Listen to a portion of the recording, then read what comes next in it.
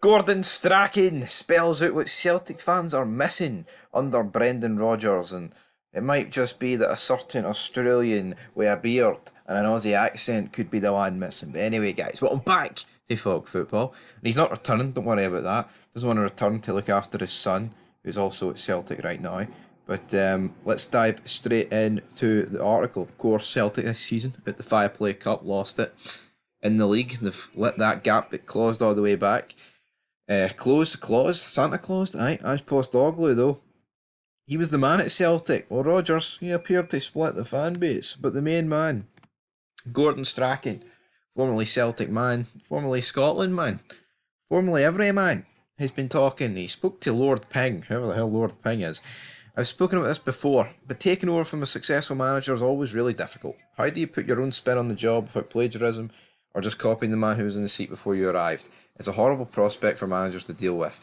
I mean, if we're being brutally honest, right? If a manager came in and copied the manager before and it worked, would fans give a shit? I mean, Ange's motto was "We never stop," and all he did was press. There's loads of managers in world football that do like a pressing game. Now obviously yes, every manager's got like their own wee different techniques and tweaks, but Rodgers completely came in and just wanted to do like a horseshoe, Geo style, boring ass fucking football because that's what the statistics and the numbers say. It's better to play this way. I mean, if if Rodgers came in and played the Ange way, right, I'm convinced that Celtic would be a bit further ahead in the league. I'm not gonna pretend. I think Rodgers' style play is absolute shite. It reminds me of Beale and Gio's play. I think the only difference is, the Celtic team is better in a sense of it's actually got a bit more winners in it, and therefore they can get games over the line. But we'll have to see how that goes out, because I think with Rodgers, he'd been as well doing that. But he didn't. He played his horseshoe football, and Strachan went on to say, did people think that Brendan was going to come to Celtic, grow a beard, put on some weight, and start talking with an Australian accent? That was never going to work. It can be hard to make tactical changes to winning teams.